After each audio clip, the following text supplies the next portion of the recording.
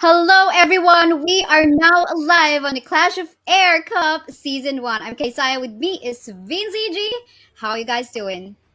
Well, I am so excited to see who is going to dominate here on the Clash on Air Cup because this is going to be an intense best of three series and it's gonna be running for today up until tomorrow. So it's gonna be a long day for us and of course for the players as well. So I believe the audience or everyone who's tuning in right now is gonna be excited on what's going to happen on this Clash on Air Cup.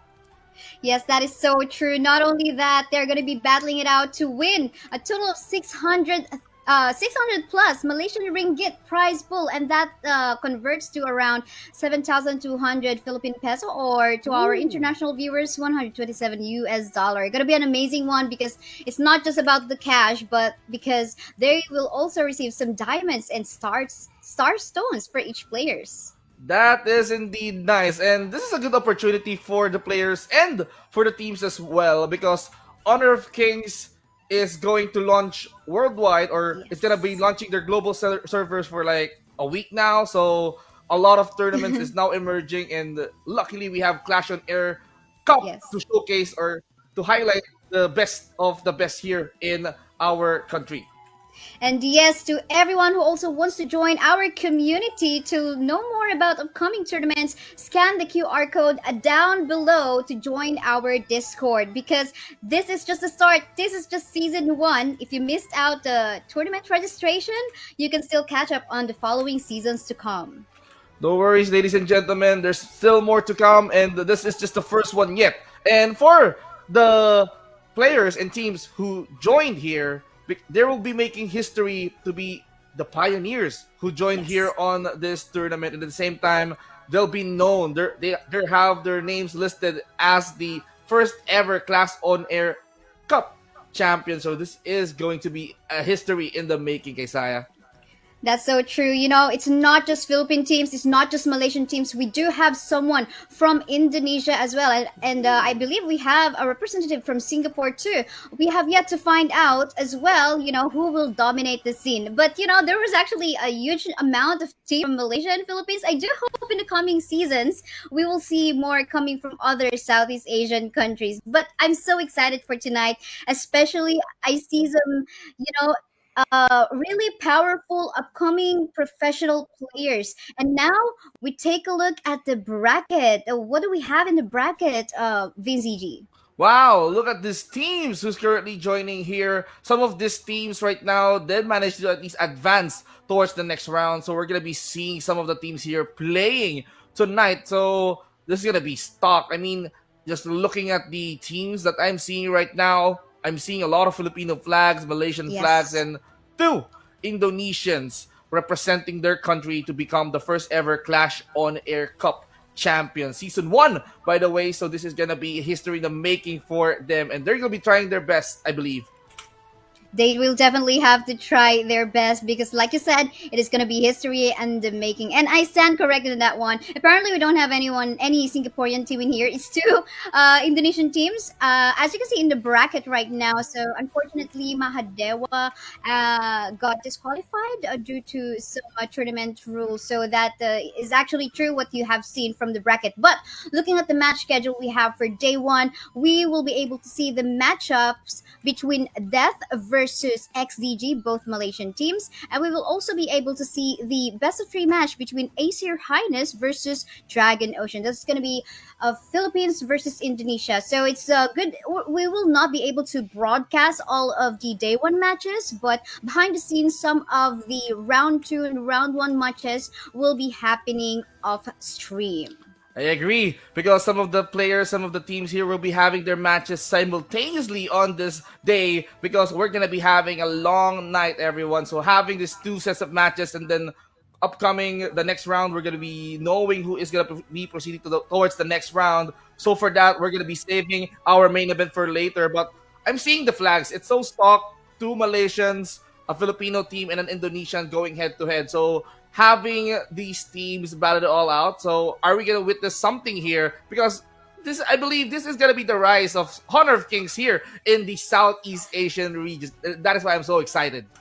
Yes, it is. Imagine, it is not yet officially launching of the Southeast Asian countries are having all these community tournaments already. So what more if it has officially launched already? More sponsors, more promotions, more teams, and it's just so exciting, VZG. So I'm really looking forward to it. But moving forward for our next set of first set of series, it's gonna be Malaysian versus Malaysian teams, and we do know here in Southeast Asia, like Malaysia has the reputation of having the strongest teams in Southeast Asia. And because they have been playing Honor of Kings for like 5 to 6 years, they have this scene long time ago, ever since most of the people in the global scene knew about it. But they have been playing in China server, and now it's just so nice to see that they are currently dominating the scene. But what do you say about these two Malaysian versus Malaysian team matchups that we have for set one? Well, this is gonna be the first time ever that I'm gonna be witnessing these teams battle it all out, but this gives an opportunity for them to at least get their win that they deserve here live on Clash on Air, because they're just fighting for the best that there is here, who's gonna be the best team, and for them it's gonna be who is gonna be the best Malaysian teams ever. But as we head over to the drafts, I'm kind of like what I'm seeing here: typical bans. We're removing Zhang Fei, Da Xiao, and of course Lam and Dolia. So this gives room for the other heroes in the pool to be picked.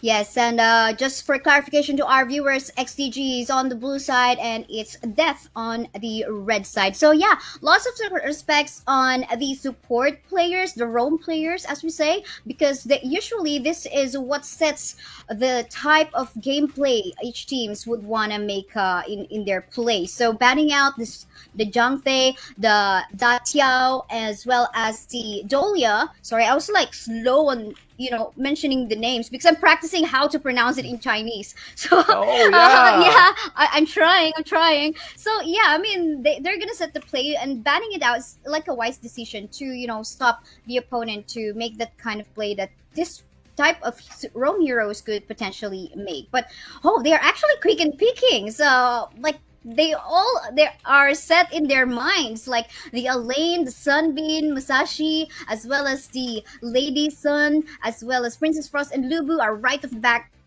picked. There's not much thinking from these teams.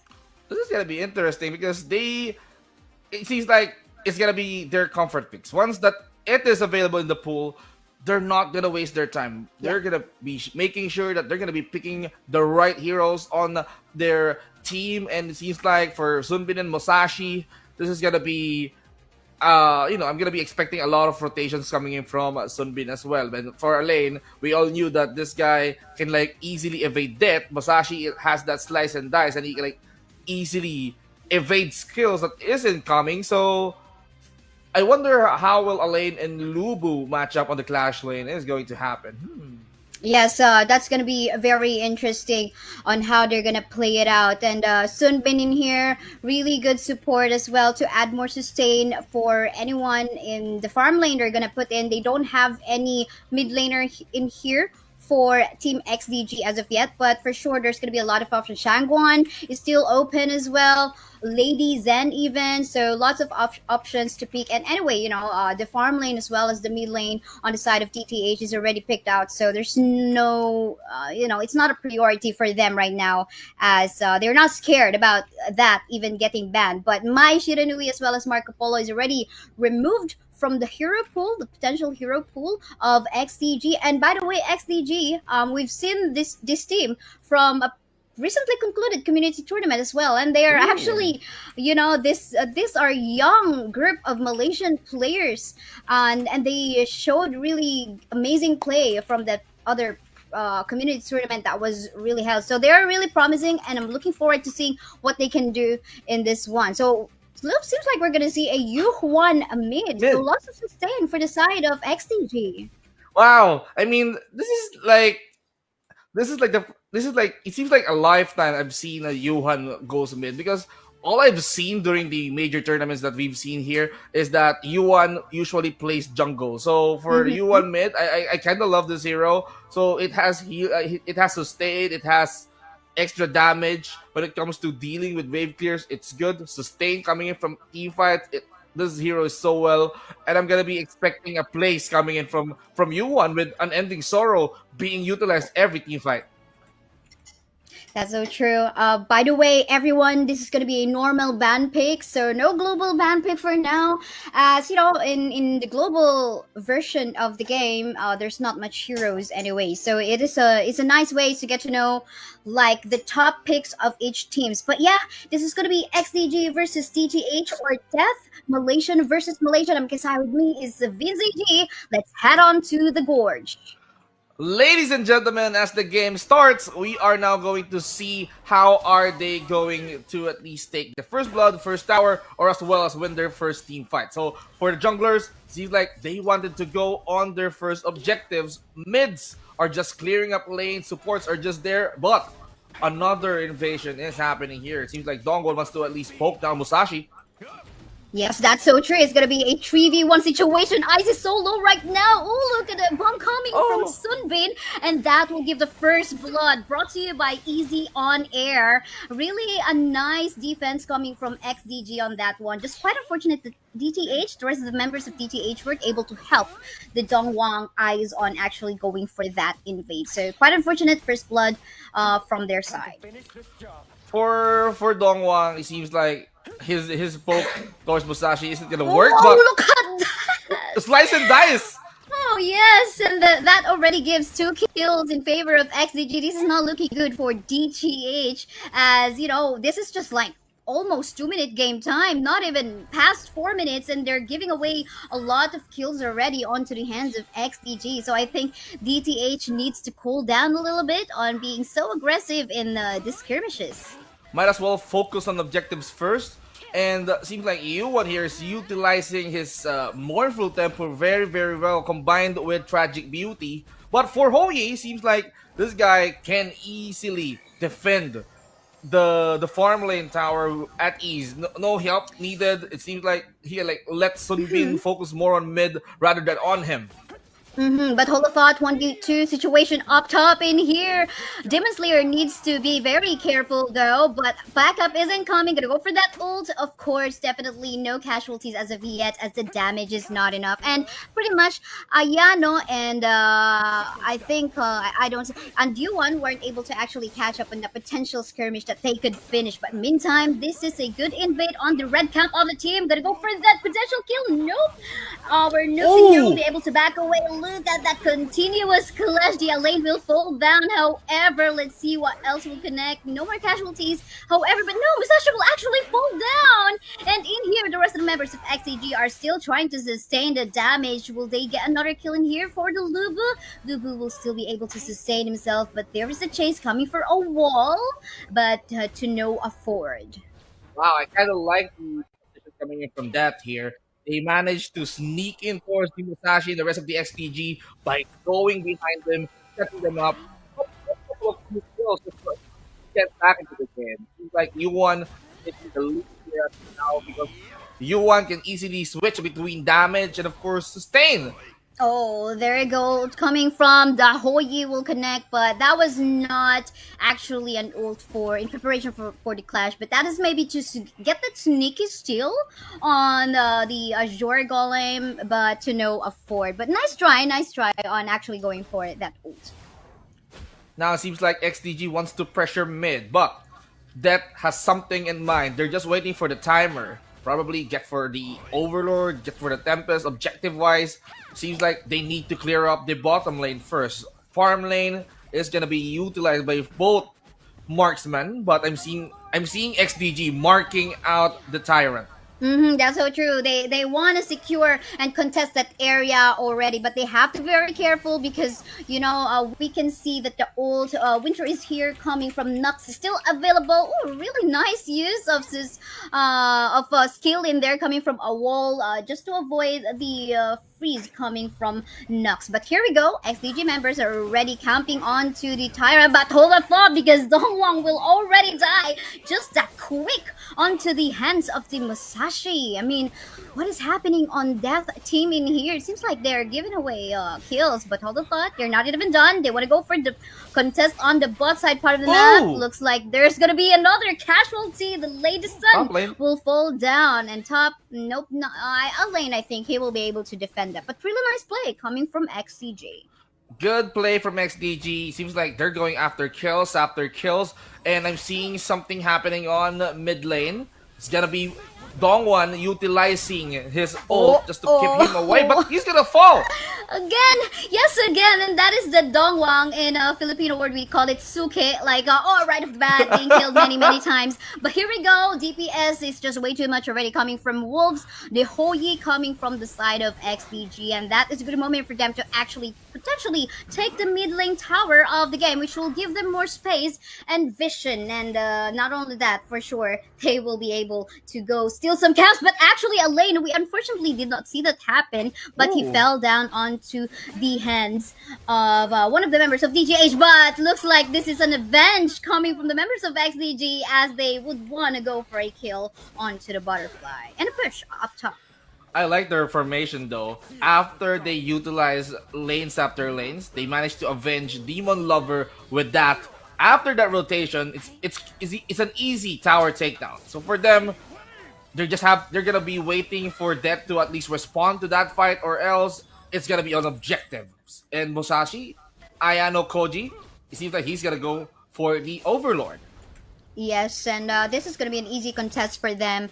There's the push coming from DTH from the bottom lane part of the map, but they have to be very careful as they are already with the help of the Sunbin to actually catch up the members. Oh There no! goes the Sun. Looks like Lady Sun will fall down, and yes, he will from the hands of XDG members. They're really capitalizing on the movement speed coming from the Sunbin, and that is really worthwhile. There is the chase coming from the members of XDG, and looks like there is the danger from the hands of the members of XDG, and yes, they will kill the butterfly just quickly. Good combination from Demon Lover. He's just utilizing his meteor kill very, very well. And it seems like this gives more room for XDG to at least take down the middle tower. And Depth, Burning Sonaro? all they have to do is to defend.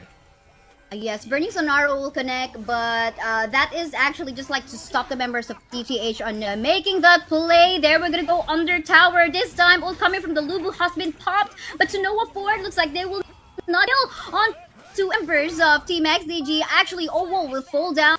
The team fight seems like it's gonna go end up onto the hands of XDG. One kill gonna go to that latest Sun, but to Noah Ford, it still looks in favor on the side of XDG. And that is going to be an ace for XDG. This gives them room and room and room again to take objectives in tower. And for them, it's a go time for top. They wanted to clear the top lane as fast as they can. But of course, from death, they have already awakened from their death. And now all they have to do is to prolong this game and to defend. They just need to wait for the late game. That is so true, but how late is late game? You gotta wait for like around past 15 minutes, but here already, actually one tower being taken by DTH in here. As you can see, Butterfly already going onto the camp of XDG, but you gotta be very careful. Meantime, on the mid side, we can see this clash ongoing already. Ult has been popped by the Lube. Princess Frost will fall down. There is an exchange down as well. Lube will get that kill, but the double kill onto from the lane. Demon Lover is just going ham to getting more kills for just XDG. And a lot of exchanges in here. They're not even done. Actually, a double kill from the Butterfly, and that is looks like it's this light of hope. It seems coming from DH. Man, you cannot underestimate a Butterfly.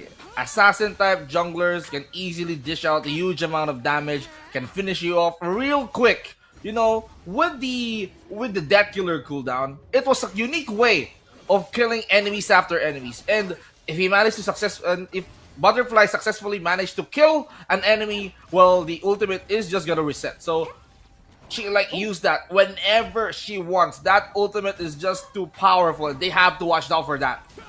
They definitely have to, they cannot afford into go to tight spaces also, and having the butterfly just reset and from one kill to another kill. So they cannot be just overconfident just because they got the lead on. Like what you have mentioned a while ago, VCG, they're just gonna wait for the late game, especially my the student is actually a late game hero as we speak. Yeah. And all they have to do is to prolong the game as best as they can. But Demon Lover here seems like he has something in mind, but he has to be careful. The entire Death Squad is going to take this Overlord, Shadow Overlord this week. Okay.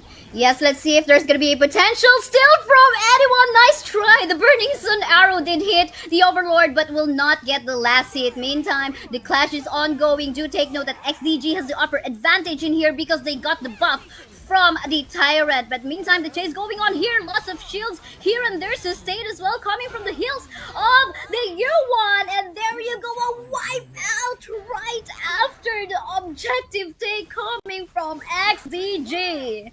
XDG, they managed to at least unleash Whoa. multiple A's on this game. And, that forced Death to at least summon their Tyrant Vanguards. And then with that, even with the Shadow Vanguards out in this game, they cannot stop XDG from pushing right off the bat.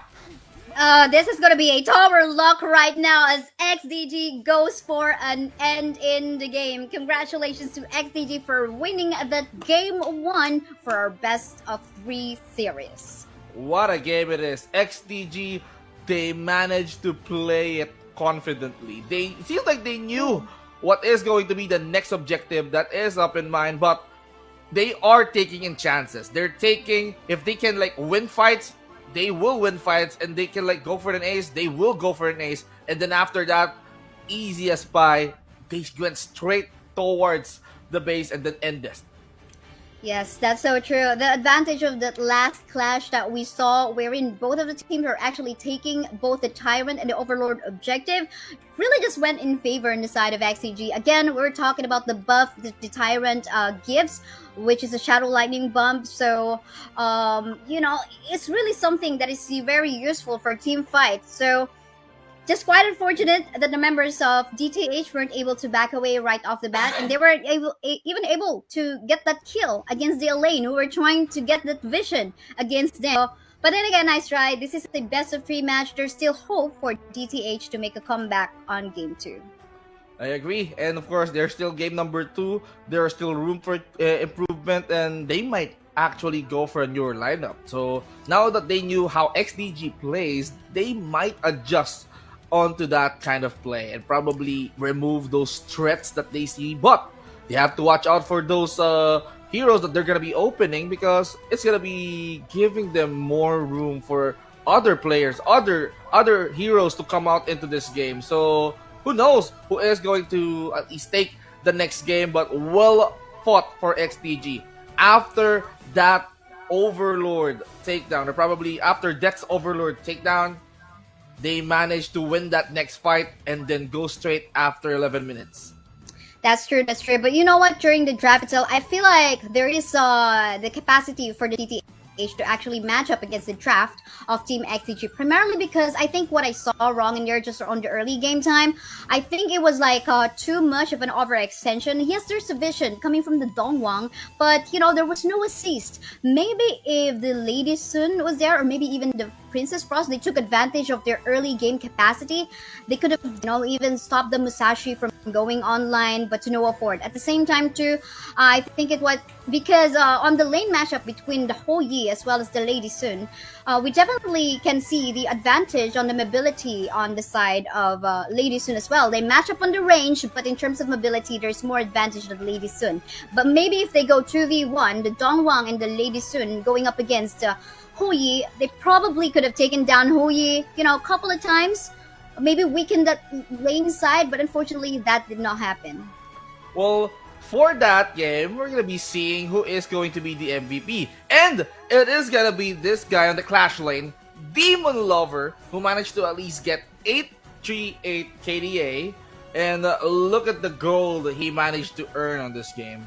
Demon Lover he made sure that he protects his lane, the clash lane. He was that sustainable guy, very, very reliable when it comes to team fight. And then we've seen him try to at least clear out with his skills. Meteor kill, and of course, Death at Sunset. You can rely on Demon Lover. So he's the MVP. Yes, definitely. We saw during the first 2 minutes of the game, we saw him just go for that 1v1 kill up against his opponent, so definitely deserves that MVP. And most of the time during the clashes, we saw him really give that good frontline play so that the rest of the members on the side of XDG are able to just hit from the back line. Him just going for the sustain with the assist, of course, of the Yuhuan. I mean, we did not see the Yuhuan really going for the all-out damage, but more on the sustain just to add more layer of survivability for the side of XDG. But then again, Damon, a lover, he deserves an MVP. Overall, of course, he's still a team play, but I guess he really did shine from that game one. Actually, if we're gonna be prolonging that game, there's a chance that Depp might be winning that game because they just have to wait for Lady Sun to at least dish out huge damage. And when you point out when the mobility, with the mobility wars between him, her and Ho Yi, seems like Lady Sun can has that mobility that Ho Yi doesn't have. And Yes. for Ho Yi, the support is gonna be sticking with him all throughout the late game. So for Lady Sun, he can like dish out damage. Support is gonna be there, but with Dong Wang trying to at least suppress the other enemy heroes with the Forsaken contract, that means it gives Lady Sun room to hit. And true. for Princess Frost, it's gonna be clearing. It's gonna be focusing more on crowd controls at this rate, together with That's true. Lubus, Trembles, Mortals. So I wonder how this game turned out if they manage to at least defend it right, make sure that they manage to reach the 15-minute mark, the 20-minute mark. Well, it's gonna be a close game for me if you're gonna be asking me. Yeah, I mean, I gotta love the the confidence coming from Dongwon, but it felt like it wasn't as balanced for the whole team. Maybe again, if there's backup coming from either the Princess Frost and the Lady Sun, maybe they could have done it. But yeah, lesson learned for sure for this team. Come back on game 2, and of course to every fan of both of either DTH or XDG, do cheer them out on the stream. And of course, for more tournaments upcoming in by Clash on Air Cup, you can just scan the QR code below and join our community and be in the know for all announcements.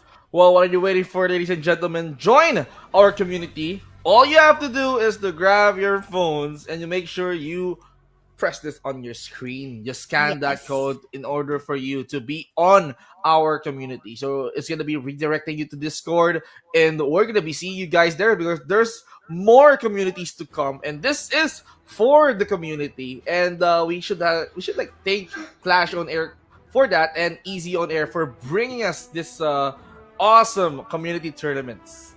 Yes, that's true.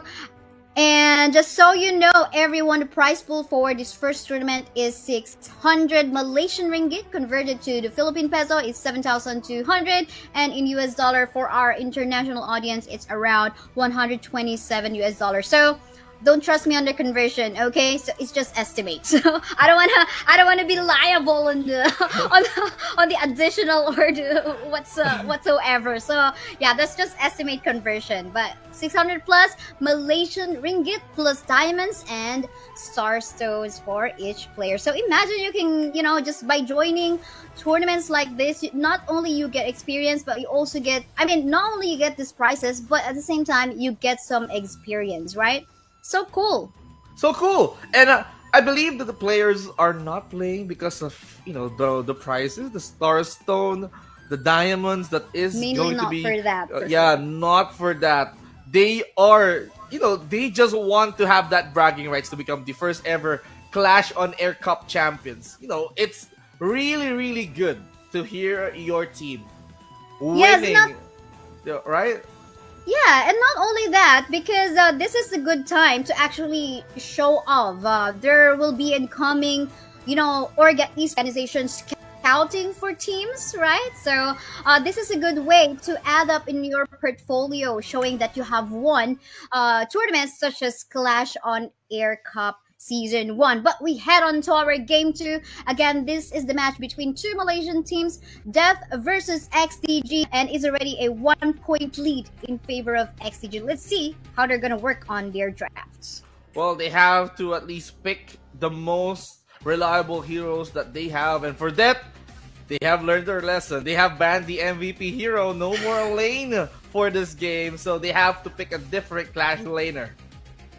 Yes, I mean, Elaine, not only, he has a lot of things in his kit. Add the sustain, add the capability to actually flank and just go front line. And he can be so annoying. He's just going to go for the ult and he can just like disappear from the map. And who knows, he can give shields for his teammate or just go for that attack on whoever target he has. But meantime, the Lamb will still ban in here. And because of this first ban on the Elaine, we do know that there are a lot of roamer heroes that are still open. A while ago, we saw 3 roam heroes automatically banned right off the bat, and now we have more options open. So it'll be exciting at game 2 as we see, the Zhang Fei available, Dolia available as well, and even the Datiao as well. They are just removing those annoying heroes. So for Dachao, she's gonna be picked. So no Dolia for now. And Zhang Fei, one of the most tank heroes that I've seen. Yeah. Tank roam heroes that I've seen. I think once that is gonna be open, this is a free time for them to at least utilize this hero. No doubt, because how effective Zhang Fei is during the team fight. But I kind of love their own what they're hovering here. Agudo, okay, leave it for Byron. Okay. I think they're just tricking us. I was actually even surprised because we don't usually see Agudo in competitive like this. But the confidence, why not? Show us how to play Agudo in competitive. But yeah, Zhang Fei is still online. DTH did not actually want to prioritize that, but seems like they have a decision in mind that they want to go for that combo between the Yarya as well as the Marco Polo. With the Yarya on the Marco Polo, it's going to be easy sustain for the Marco Polo to survive if he goes for the Fevered Barrage. But again, I don't think that there's going to be an early pick on the Zhang Fei anymore if that will be in the minds of XDG, because there's already for the side of DTH. But what can you say about the next few picks in here from both of the teams, VNZG? Well, for that, seems like they're lacking in jungle, and that is going to be the priority ban for at least for XDG, or if not, they're gonna be going for mid bans or probably both. One jungler, one mid, but without Lamb in game, so it's one less jungler hero for that. But Pei being utilized here by the jungle, Ayano Koji. For Demon Lover, okay, no LA, no problem. I'm gonna go for the Byron. And for Zhao Yu, being utilized here on the mid, so that means it's gonna be question mark on who is going to be on the lane together with Milo during the farming phase, and it seems like they still don't have a roamer for XDG. Yeah, I mean, it's not going to be a priority anymore, as they will just have to pick it on the last stages of picking.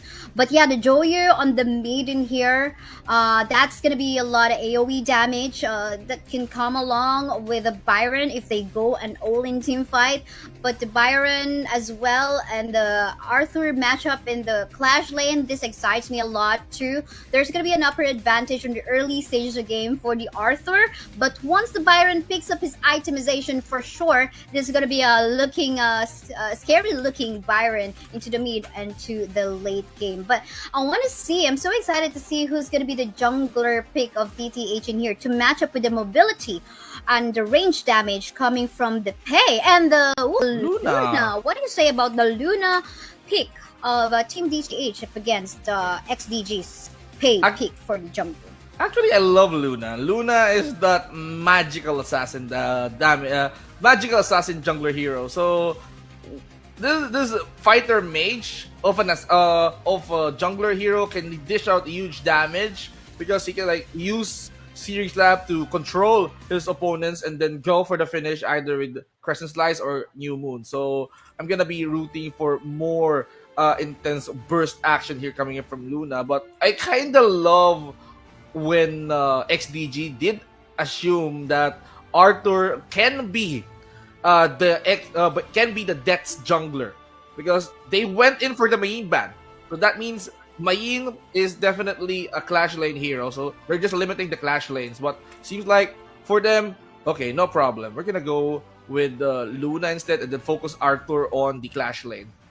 Yeah, for sure. And now this has answered our question as well. It's gonna be Angela matching up Joyu on the mid. I like the range. Actually, I like the Angela pick that they have in here. So matching the up in the mid, I think in the, of course, in the early stages of the game, the range damage coming from the Angela as well. That's gonna be advantageous for the side of DTH, and I hope they will actually capitalize on that one. So the side of XDG is leaning towards more onto the mid to late game, but on the side of DTH, they have the capacity on already shining even on the early stages of the game. And I do hope that they capitalize on that one.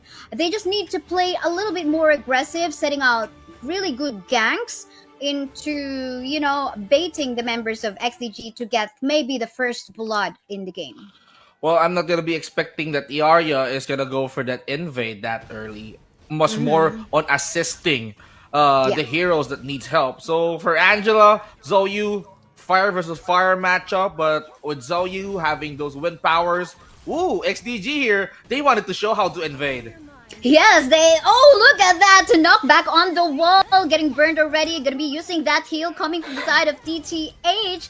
And yeah, really nice invade. No casualties, but then again, that. Oh, but the first blood on the bottom lane part of the map, the Shoyue, did actually get the kill against Milo. That is brought to you by Easy on Air. Looks like XDG is really going ham and not gonna be stopping to that. They continue Wait, on the clash onto the jungle camp of DTH in here, getting burned here and there. A flash oh! has been popped by one of the members of XDG, and Shoyue just sniping it out from the sides. Wow. After that first blood, that Wolves show you he managed to commit towards that in the bottom lane. He managed to at least respond towards that fight. They are just invading the camp of death, and with that invade, Motroll did manage to at least secure the Azure Golem buff. But XDG managed to secure the first blood because it's just him and Marco Polo dealing blow by blow damage, annoying damage by the way from the Wild Wind. Yeah, that I would actually even say that Milo will definitely have, although the range is more advantageous coming from Wolves, but Milo has the mobility to actually just avoid that. Unfortunately, we did not see how that happened, but I think it was Wolves just being the sniper as he is. Now let's see how are they gonna hit that one out. Just show you firing those bullet shells. When it Oh hits on no! impact, you can feel the damage and it slows you, Yeah. just like what Yarya did experience on that. And this gives room for XTG to get more and more buff. Azure, Crimson, you name it. Ayano Koji is just enjoying it. Oh yeah, that's so true. But hold the thought, because lots of low members on the side of DTH in here getting slowed in the mid. Angela will fall that onto the hands of Shoyue, and they're not gonna stop on invading. The members of DTH are already having a hard time on going for the jungle goes. Oh, did not connect, but they're not even done as Pay will actually secure the kill onto that Yarya, and that gives more gold for the side of XDG as they secure more kills.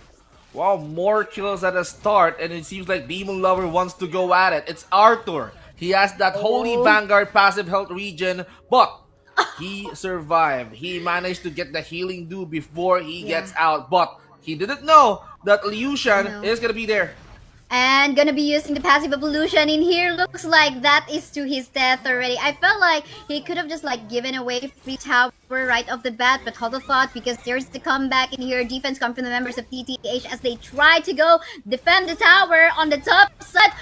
Will there be a security kill? Just one last hit against Owell, but unfortunately that will not connect as he dies first in the process. I love how Liu Shan commits into crowd controls. He's just using he's just using Robo's mash effectively. I mean, in terms of Mm-hmm. like crowd controlling, it's just him clapping. And then for the overcharge, it's just for the movement speed. But we can see right now, Arthur with his efforts trying to punish down Show Yue, but not to avail.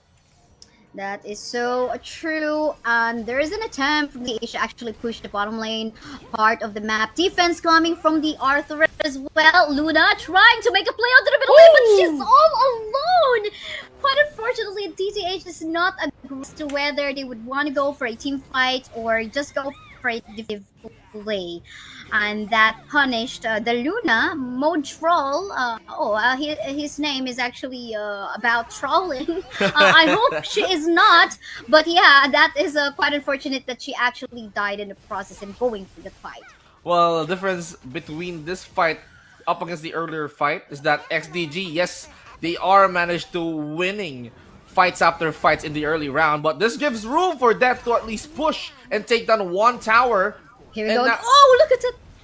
Oh my goodness, look at the damage. Brilliance will connect just a little bit. The damage there, but Arthur is going to be finishing that up. There is the side gank flank coming from the Marco Polo as well as the Yarya. They already used the fevered barrage in there. They were able to kill one member and at least they were able to push the members of XDG after the aggressive play from Milo and Eyes.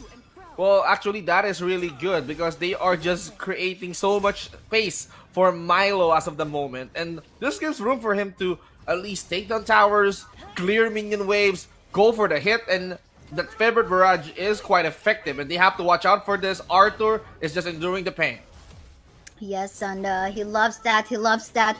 Seems like he has high endurance in there. But for the meantime, gotta love the push that Team DTH actually made on the bot line part of the map. Care of Milo and Eyes, of course. But I think they need to, agree more onto as to when the Luna will actually go on to the fight. Because again, we did saw her a while ago just going in without the rest of his teammates. I think they have to wait for the Arthur to join in the clash before the Luna mode troll actually goes in. But for the meantime, I think the light of hope in here for the side of DTH is actually the Marco Polo as well as Eyes on the Arya. Need to capitalize on that. And now we can see them. I mean, we can see XDG trying to target Mode Troll at this rate. But, of course, this gives room for them to clear the bottom tower. But Dead says otherwise. We're going to mirror that one. We're going to be taking your top tower instead. Yes, and the effort coming from Ice as well as Milo is allowing them to actually equalize somehow. It's just 1k gold lead in favor of XDG, but seems like for that push on the bottom lane part of the map as they secure one more tower. Oh, look at that!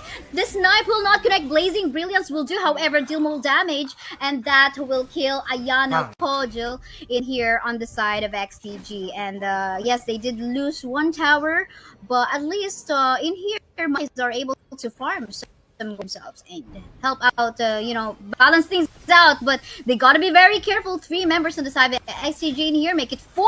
They're gonna go all in for the clash situation in here. Marco Polo will fall down, and next is the Yarya. That Lucian will secure the kill for XTG. Still even with the Arya helping Milo up.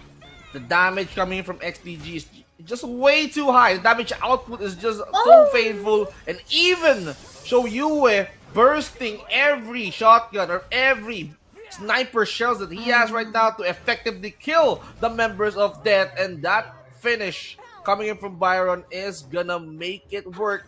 Objectives play coming in from XDG. And this gives no room for Death to at least bounce back from this.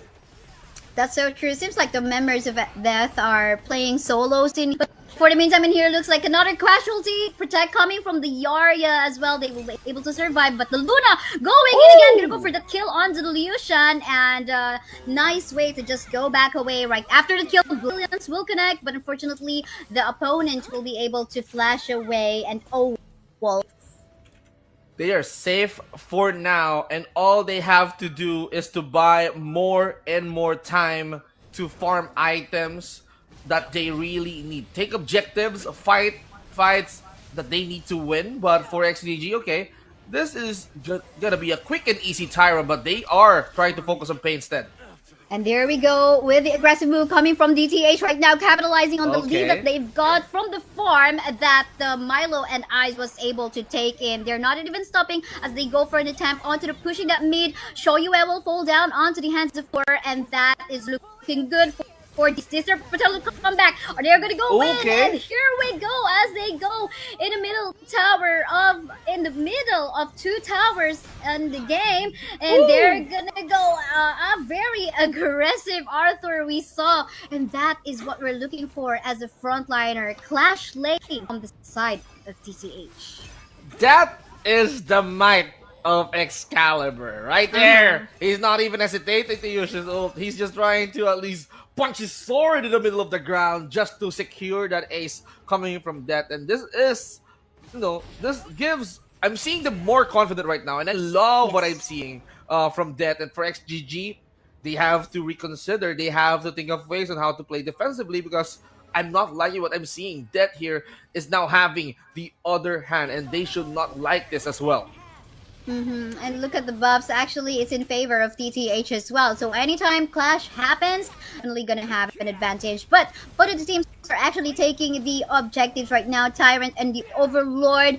And again, in terms of team fights, whoever gets the Tyrant will get the buff from the Tyrant as well. And that goes on the side of blue team. Looks like here we're gonna go. Again, DTH has the buff from the Tyrant. So this is not a game for XDG to actually go all in despite because they're lacking in terms of gold as well, and so far in terms of flash it is on the side of DTH that is winning.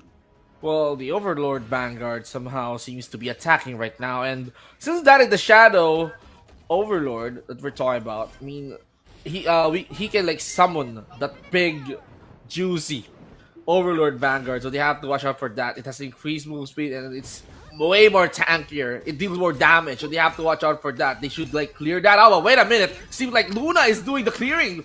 Yes, and he is actually going to target Joyu in here. He is so low, he's gonna back away a little bit in here. But meantime, onto the sides, we can see Shoyue trying to snipe out the members of DTH in here, going with those snipes. And however, though, the rest of the members of DTH are actually dealing so much damage, forcing the members of XTG to back away.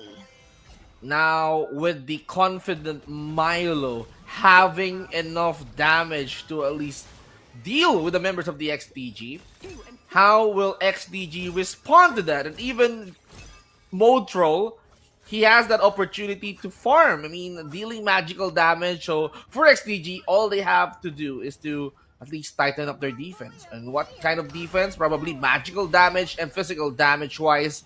They have to be prepared on what's going to happen because I can see that XDG, I mean, Depth is aiming to win every team fights that they can win.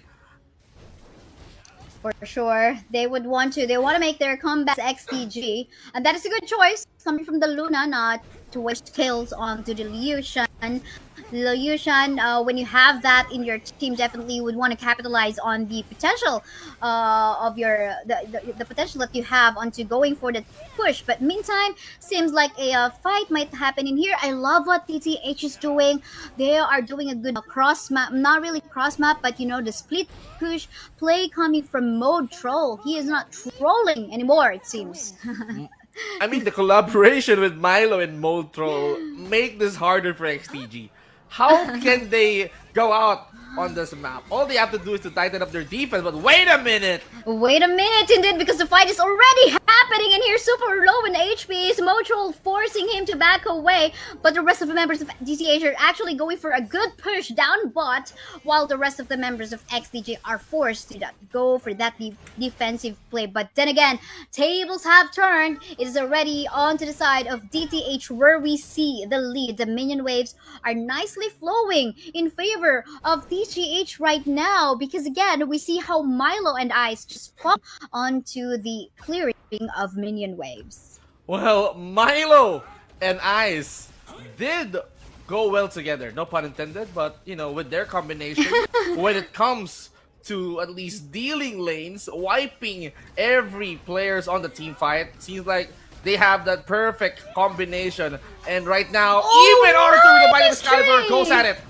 Yes, nice entry coming from the Arthur. The fight is still ongoing here. Shoyue will fall down onto the hands of the Luna. Really crucial move coming from both the Arthur and the Luna. We're gonna give them that commendable play, allowing Milo to just free hit from the back line, and so was this D'Angela, and now they have the opportunity to go for that push. Super minions are gonna come in anytime soon. Look at that aggressive play, even coming from the Arthur, and they would want one more kill. No minion waves in here. Actually, there's just one. A cannon in here, but they go for one kill up against the Pay, and we'll finish this game 2 on a 1-1 score. Just look at that, DTH making a comeback despite them having a risky play onto the early stages of the game. DTH is making the most out of this tournament.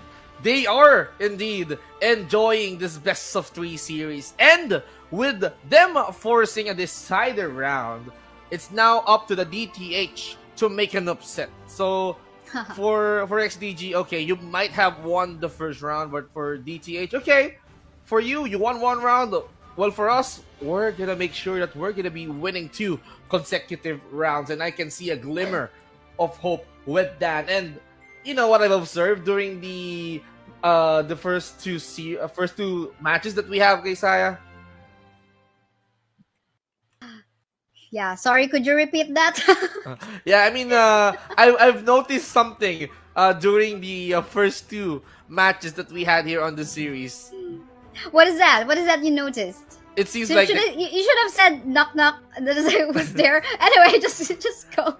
I mean, What is it you noticed? I mean, no doubt, it was the Clash Lane who wins games. You know, with them sustaining, I love it. with them sustaining every fight. I mean, look at Arthur. He was the tanky heroes that they need on that game number 2, and he did the job just like Elaine during the game number 1. So, if there's gonna be an MVP, I'm gonna put my money on Arthur. Wow. Yeah, I mean, I wouldn't doubt that. At the same time, I would want to commend the decision making that Marco Polo, Milo, and Eyes on the area did that, and just going for the tower pushes in the to make a comeback in terms of the gold, because they had to catch up. They do know that XDG is playing so aggressively into the Luna was just so sad in terms of losing his camps, but with the decision making both from Eyes and Milo, as well as our Clash laner in here, the Arthur, I think that allowed them to go for that counter play that they can do with the aggressive play that XDG was doing against them.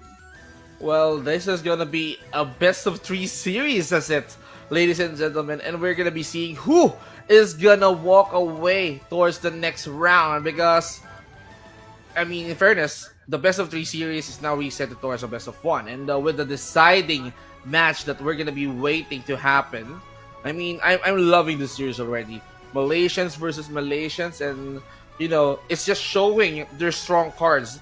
Game number 1, it was XDG who managed to finish it flawlessly under 15 minutes, but with the perseverance and the determination coming in from Death to at least have their have their tournament life on the line, they even endured the 15-minute match and go for the final ace in order for them to take the crystal, and it wins their game. It won their game.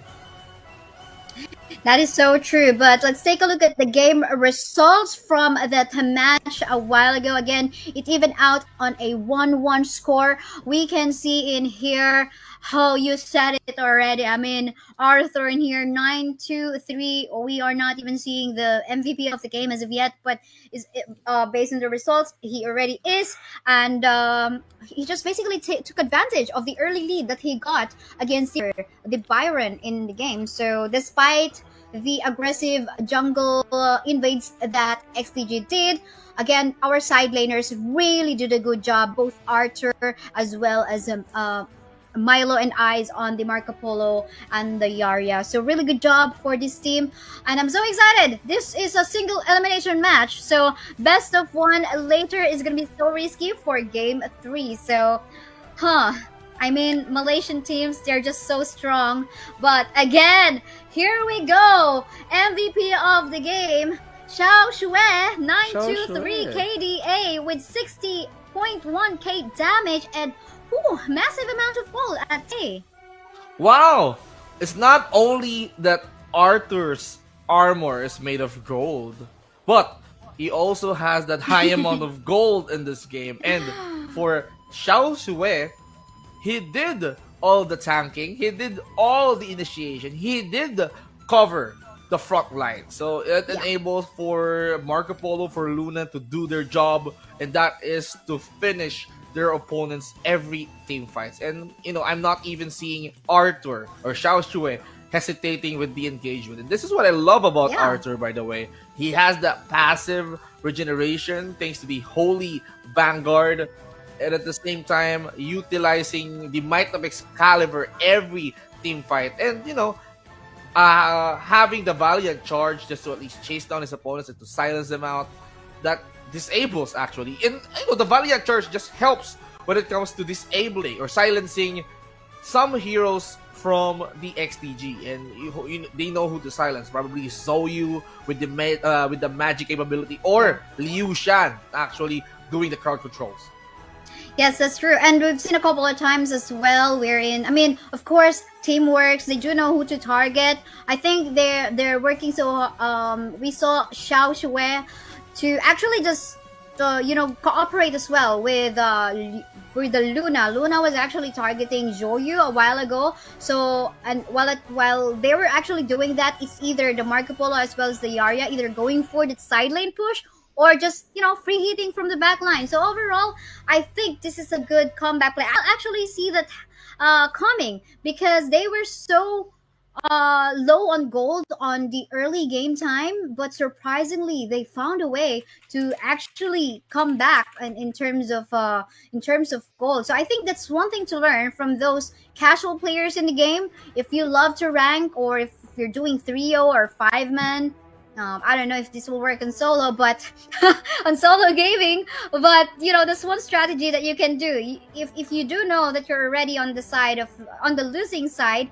to catch up, just don't engage. Just get off the team fight and just win the side lanes for now until you catch up in terms of gold. Well, that I agree, because not only with that kind of objective that you can focus, because there are factors that did affect or that do affects the entire game. By playing defensively, making sure Yes. that you manage to control the pace of the game. If the opponents do play fast pace towards the early game, then make it slow. You dictate the pace. Don't let them dictate that it's gonna be a fast game. It's gonna be a fast game. We're gonna be ending it real quick. But for them, slow them down at least.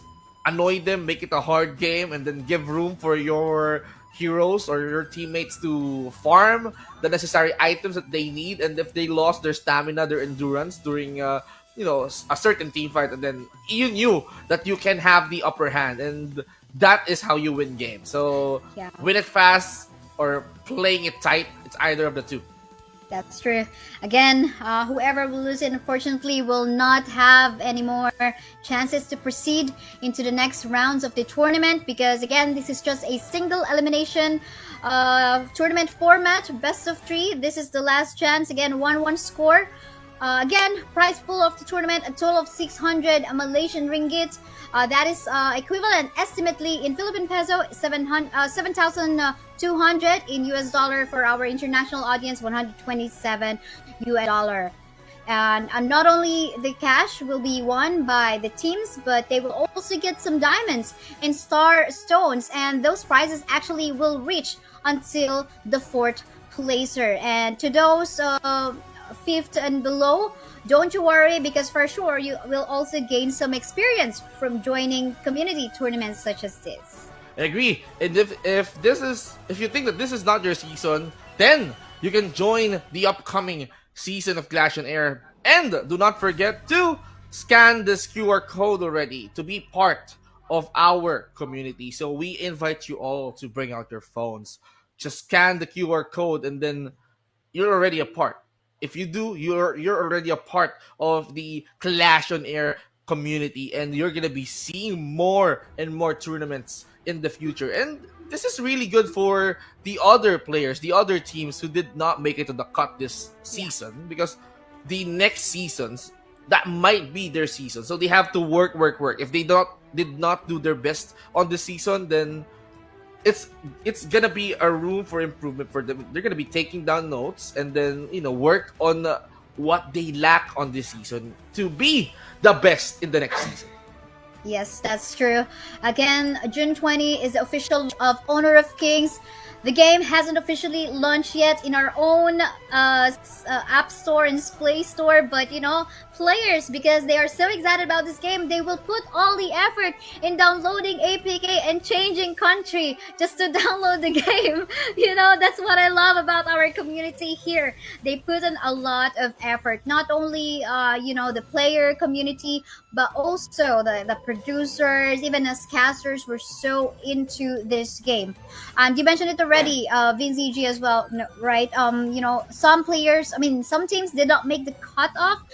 It's just 16 teams actually was able to make it. It's quite a small amount of teams that are accepted in for the tournament. But I believe a lot of members have actually, or teams have actually tried to register, and like you said, did not make the cut. And they actually some teams are actually asking me, okay, is the registration still open? No, it's gonna happen tomorrow. It's gonna start tomorrow, which is today. So maybe just catch up on season 2. Yeah, I mean, the season 1 is currently happening, so might as well prepare yourselves in the next season. So I believe you guys are currently watching that right now. You are now seeing what it feels like to join Clash on Air Cup. And then this is what you miss: the pressure, the excitement of them playing for the grand prize and for the trophy, or the honor of them being called as a season 1 champion. So Right. it's between Death and XDG right now, and whoever wins this best of 3 series, this deciding game, they'll proceed towards the next round. Yes, respect on to the lane again by Team DTH. We did saw Demon Slayer from game 1 really use the lane so effectively. I wonder if there will be an Arthur respect coming from the side of Team XTG in here as well, but seems like they're not gonna be prioritizing that. For them, nah, it's not really the Arthur who made the game. They're not gonna be banning out. Instead, they would love to respect the Marco Polo, but look at that! Lamb, which Ha! we have been seeing banned a lot of times, is now open and picked by XDG. What do you say about that, VinZG? Wow, I mean, one of the annoying junglers has now been on the mix. Ayano Koji not hesitating to pick the Lamb because they knew that they have the first pick advantage. But ooh, I mean, speaking of crowd control, speaking of ineffective support, well, or probably Liang here, since we have Dahlia, is gonna be placed on mid, which is like he can do both actually. But for Dahlia, it's just time to shine. Yeah, I mean, the Holia is also open, so lots of skill reset in here. And again, we're talking about the Liang, who has a lot of crowd control in here to stop the members of XDG to come in and go for a fight. Seems like both of the teams are actually so serious in drafting right now. The Zhang Fei as well as Princess Frost, which is also looking good in terms of team fights, is already also secured by Team XDG. This is gonna allow XDG to actually go all in or initiate team fights, and at the same time stop members from DTH to actually go for an all-in fight, because the Zhang Fei will just push them away, or the Princess Frost will stop them with the Winter is here. Ooh. Now, crowd controls coming in from a wall, but Zhang Fei here being open. I mean, Lam and Zhang Fei on the same team. So that means we're going to be seeing a lot of unbridled outbursts coming in from Zhang Fei. And then for Lam, he's going to do the splice and dice with the space split and the wave breaker. And then, controlling the position or reposition coming in from the deck from below. Well, he has to be effective on that as well, but considering the options, Consort Yuji is gonna be picked by the depth. Yes, that's so true. With actually, I thought they're gonna be securing that Arthur first, but for them, anyway, they're pretty much seems like they're confident about okay putting that to last. They want to go on to the consortium first. But again, Kaiser in here, lots of sustain with the Dolia to think about how what they can do. If we talk about unlimited invincible warrior, this is gonna be a Kaiser that can go ham and just trying to flank onto either the Princess Frost or the Hoyi. But at the same time, again, maybe that will be a good idea later on if we do know that there is no winters here, or the ultimate as well, Burning Sun Arrow coming from the Hoyi. But San Se in here, be cured. As well as the Arthur. This is going to be an interesting lane matchup as well into the Clash lane. What do you say about this Clash lane fight that we have? Well, for that, it did work with the Arthur. So why change it? Probably pick Arthur once again, lead the charge, take the fight, and now for Sunse to be in the Clash lane as well on the same lane with Arthur. So this is going to be a match that we are gonna be looking forward to. Aside from Ho Yi being repicked again by the XDG, so now in this case it's gonna be Consort. It's gonna be Consort U up against Ho Yi. So for Sunse, he needs to be alert. He needs to be present all throughout the team fight because we're gonna be expecting a lot of votes on this game. And for DTH or Depth, they have to open up their eyes because they don't want to be hit by the boat. That's so true. But for the meantime, let's go into the battlefield again. This is still a game for this set one series. Day one, XDG and DTH, both Malaysian teams gonna get this win. But for the meantime, I'm saying go jump in here, but actually the first blood will go on side as the Sunsa will actually secure the kill against the Arthur. First that is brought to you by Easy OnAir. Actually, I love what I'm seeing here. So for Demon Lover, he knew how to neutralize the Arthur. He knew that he has that health regen capability. So without a minute, so no healing do is present. So for Arthur not to utilize his heal, he's just being punished early on. So you have to watch out for Arthur as well. But for Liang and of course a wall as the Princess Frost, this is gonna be an interesting battle because Liang did have a really nice set of crowd controls in the form of Power Tome Trance and of course the barrier that he has too. You know what I remember when we say a wall. I remember a wall, like absolutely Yeah. official. I'm so glad she did not use that Oh well. because that's gonna be funny. But yeah, I think this is the emoji owo, like OWO. But yeah, maybe next time we'll ask them. But for the meantime, we can see a Gak in here coming from the blue side XDG. The Dolia will fall down. Quite unfortunately, Dolia wasn't actually able to take advantage of her waves to check whether there are actually people or players on the bush. I mean that's the irony. So a wall did turn Dolia into ice. I mean, with the crowd control that they have, it seems like he I mean, Ice did not even move an inch. He got cornered in the brush. He got eliminated, and then that gives room for XDG to score good 2 juicy points as of now. And it's gonna be who takes the objectives as well. Take towers, take the Tyra, but ooh, nice. Taro did action and they're super low on HP. They weren't able to move the Liang. And look at that. He's actually the one getting punished in here. But for the meantime, there goes the defense coming from DTH. They will not be able to allow XDG to actually go for a tower push. Anyway, that is just 3-minute game time. You know, there's still some of limitations on the damage against towers within 4-minute game time. But that is a nice kill to stop Lee actually go online. I mean, I love what Wolves is doing. Even the Hui, we all know that the Burning Sun Arrow relies on distance, but wait a minute.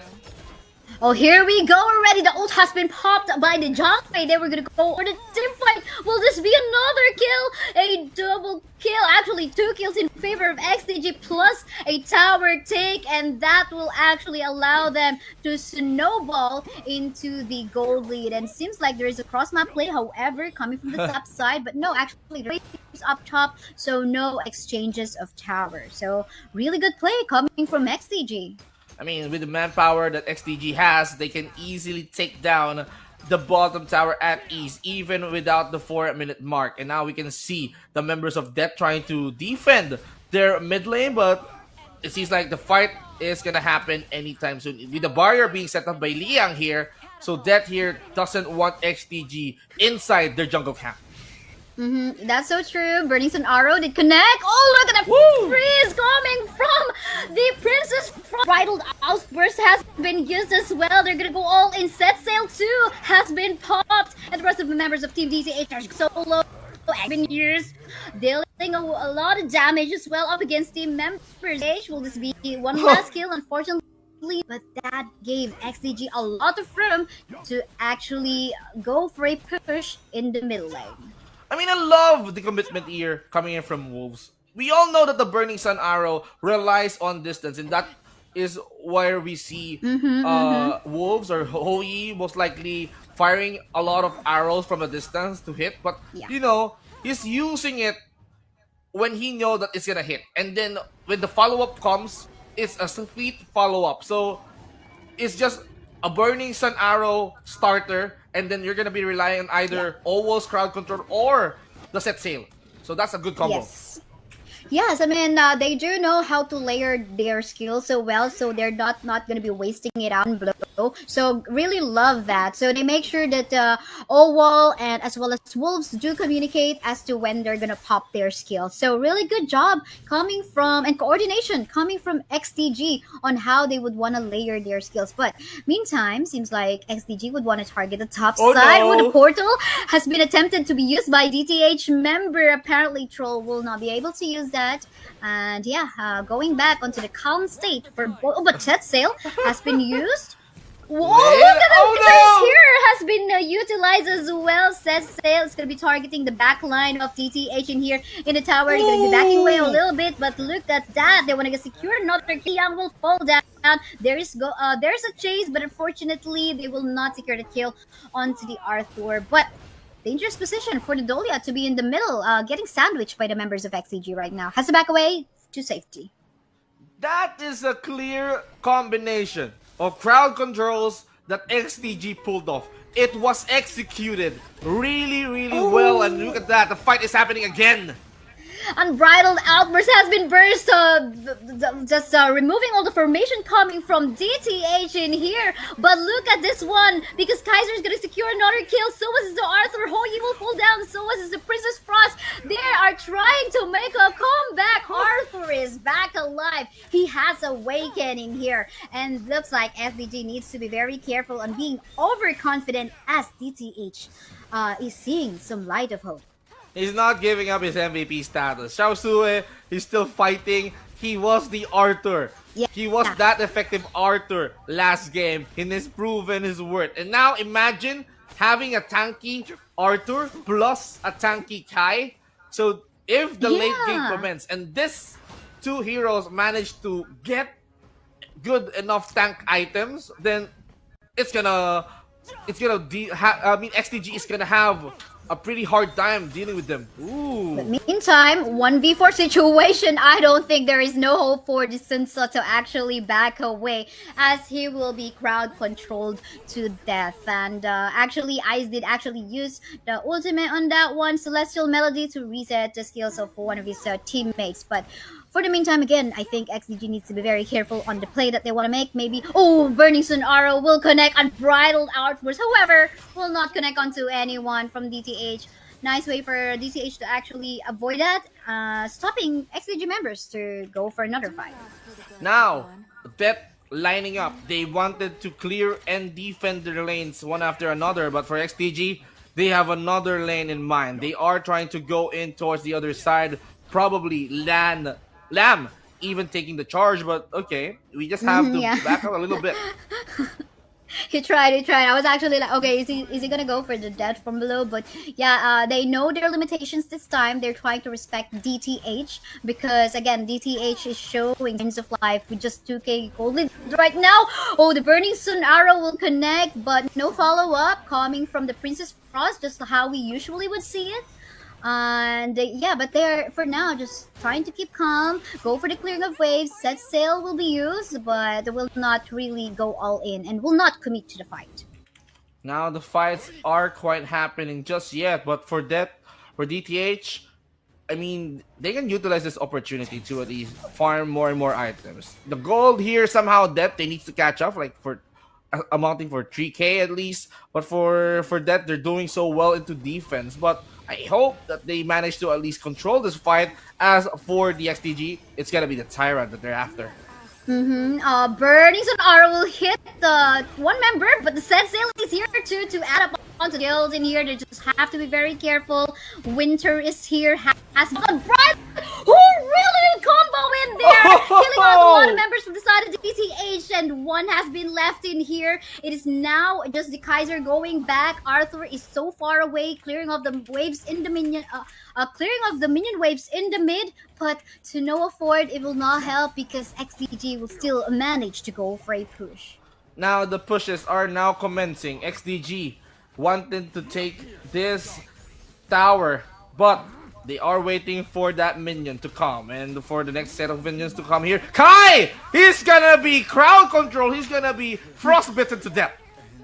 Yes, if you have a frostbite, that's gonna hurt a lot. And again, that's a lot of members coming from XDG. He's not going to be able to survive that. But means a 1v1 situation. The Arthur wants to say that he is an upper advantage to go in a 1v1 against Sunta, and but he will. It seems like he will be able to manage to go for a push up top, but he will leave off the minion waves to just take the tower down. So I love that cross objective that the Arthur has been doing in for the side of DTH, and I think there is still hope for them despite the difference in the gold. Now, with this difference, it seems like the Death here doesn't want to back out. They wanted to fight up until the very end because the crystal is still intact. They still have towers to defend to. So, as long as the towers are still standing, for Death, it's not over yet. For XTG, they're gonna try to shatter their dreams one after another, taking those objectives, Yeah. especially the Tyrant and the Overlord exchange. So, let's see on how are they gonna deal with that. The Shadow Vanguards and the Overlords are now being taken out. And the set sail will connect in here, hitting the members of DTH, but DTH would just want to go for a back away. XCG will capitalize on the Overlord Vanguards that they have walking towards the lane as well. They do have the advantage on going for a push. So, but we see these two teams, both game 1 and game 2, always going for that exchange of objectives. But this is looking scary. Okay. Oh, that's nice for DTH. Burnings on Aura will not connect onto anyone, but we're just gonna wait for the initiate actually for either of these two teams. Well, who's gonna start the fire first? Let's see. But for XDG, they're starting to tear down towers one after another. So after this, they're gonna be heading towards the top, not giving room for Death to at least open. So it's gonna be leaving their crystal exposed. The Overlord Vanguards are just there Oh, to set at least take a push. sail has connected! Has been connected. The winner is here too as well, killing a lot of members on the side of DTH. But meantime, this is very deep from the side of the Arthur. no. Seems like this is the focus fire already onto the bases. XDG will get that win on a 2-1 score. Congratulations, you're moving to the next round. Congratulations to XTG on showing what they got. Yes, they might lose in the second game, but they're gonna be showing that okay, we still have it. We still have that opportunity. We are not giving up on what they've shown us on game number 2. In fact, we're gonna be way more motivated to answer the call. And they did heed the call, and congratulations for XDG to stand out here in this best of 3 series. But for that, actually, I love their gameplay. I love what they shown us in game number 2. So heads up to them. I mean, we need to at least respect them as well, and might as well congratulate them as well for having this well fought fight. That's true. Let's take a look at the match result from the fight. I mean, not a bad, to be honest. We saw the light of hope coming from DTH, but in the end, it was the side of XDG capitalizing on what they have. in here. Oh, actually, Uh, hang on. Yeah, yeah, yeah, I yeah. think this is Mm-hmm. Yep. like a switch side, right? So it's A, actually a previous uh one. it seems like this is a different screenshot that we have because we did this is was from game 2. Yes. So do you want to review the game too?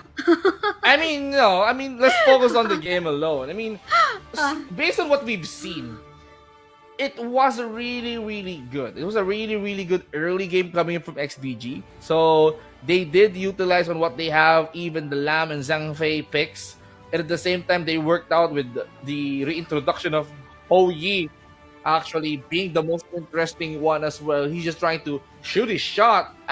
Having Ho Yi as the unstoppable guy, Sun Se even charging in. So if there's gonna be an MVP, okay, going with the pattern that I've said earlier on, Clash Lane win games, just like Sun Se was doing. So I assume that the MVP for this game is gonna be Sun Se. So that is going to be Demon Kite, or am I right?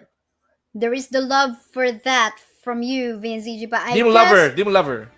Dream Lover. Okay. Demon Lover, sorry. So yeah, but I think that there's also the really good play that we saw coming from Hoyi, well as the connection between the Hoyi as well as the Princess Frost, either the Princess Frost or the Zhang Fei. So really good job. So now we see the correct match game results from game 3, wherein Oh, there's a okay. lot of capitalization from Wolves, Owl, as well as our Zhang Fei player in here, and how they connect or all their CCs, how they layer it was just super super effective. Quite unfortunately, we didn't see how the consortium go online and match up against the members of team XDG, but still a really good job. Yeah, how about you? What do you say about our match result in here, VZG?